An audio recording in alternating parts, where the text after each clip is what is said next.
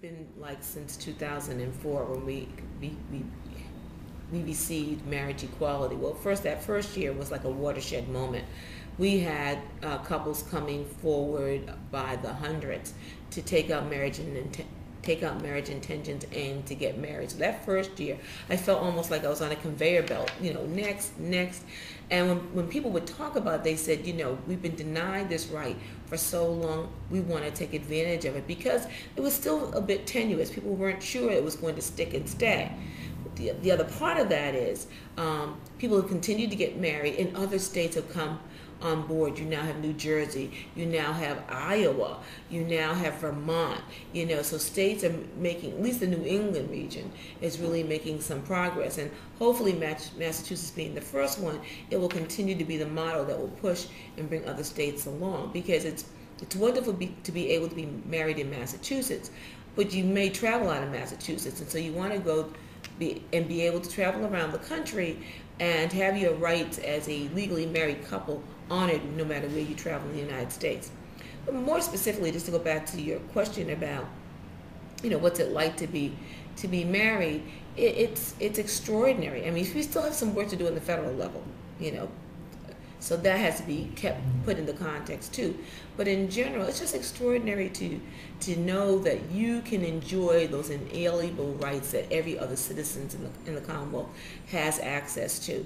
And we still see couples getting married. So what we're looking for on May 17th will be, we're going to be doing renewals, we're going to be doing marriages, and the renewal part is really exciting because I know as a Justice of the Peace back about 5 years ago when marriage equality became a right, how many couples who had done commitment ceremonies came and said, I'm ready to take advantage of being married. So I call it New Year's Eve in May. It's really an opportunity to celebrate, having the opportunity to enjoy the full level of citizenship in the Commonwealth. Now, are you married? Nope. No, why not? Working on it. You're working on it. Working on it. My partner and I have sort of set a date in August of this year, but we had set a date back in 2004, and at the time, her brother, who she's very, very close to, was in Afghanistan. Oh. And so we just said we would postpone it because we wanted him to be here, and he has since retired from the service, and so we're going to try to move forward. Mm-hmm. And do you think that perceptions of marriage equality has changed in the Black community? I think people are really coming along, the communities of color, because when you say the Black community, the community of color, because just recently we had a workshop about homophobia in the Haitian community. It was extraordinary. It was an extraordinary workshop, because here were people from the Haitian culture talking about what impedes their ability to be able to say this is an okay thing.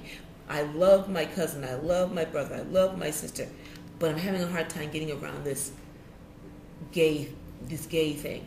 And so I think we're making some inroads. I mean, again, it's not a watershed moment, but I think we're moving along. One of the things I always say, again, as a Justice of the Peace and having done a lot of marriages, I've had people come up to me and say, what's it like to do a gay marriage? And I always say, I don't do gay marriages. I do marriages. And some of the people happen to be same gender, just like some of the people are African American, some of the people are Catholic, some are, different religions. You'll have a Jewish person and a Catholic or Muslim. And so it's a marriage is a marriage is a marriage. And when we start thinking of it that way, I think we'll sort of let some of those barriers that keep us from thinking sort of inclusively will start to erode.